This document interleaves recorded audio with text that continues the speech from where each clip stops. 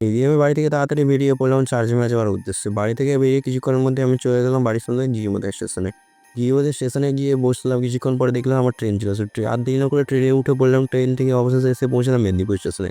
মেদিনীপুর স্টেশনে নেমে পায়ে হেঁটে পৌঁছালাম চার্জিং মেলায়। হ্যাঁ, চার্জিং মেলায় চলে আসলাম। এখানে দেখছি প্রচণ্ড ভিড়, বাপরে! লোকজনের কত ভিড়। তো এখানে ভিড়কে কাটিয়ে আমি চার্চের সামনে গেলাম, দেখলাম সান্টা ক্লজ এখানে বাঁশি বাজাচ্ছে, আরও খুব সুন্দর সাজিয়েছে। আর এখানে দেখছি আমার বন্ধু, দেখুন এখানে হেয়ার ব্যান্ড মাথায় নিয়ে মেয়েদের মজা করলো।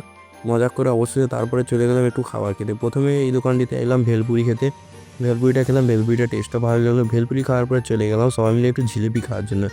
জিলিপিটা খেলাম, বেশ গরম গরম ছিল, জিলিপিটা ভালো লাগে। জিলিপি খাওয়া হয়ে গেল, তারপরে দেখতে পেলাম এই যে মুখ থেকে কি ধোঁয়া বেরাচ্ছে, এখানে যাই আমি এখানে ট্রাই করলাম। আমার বন্ধুরা এই দেখুন ট্রাই করছে বিস্কুটটা।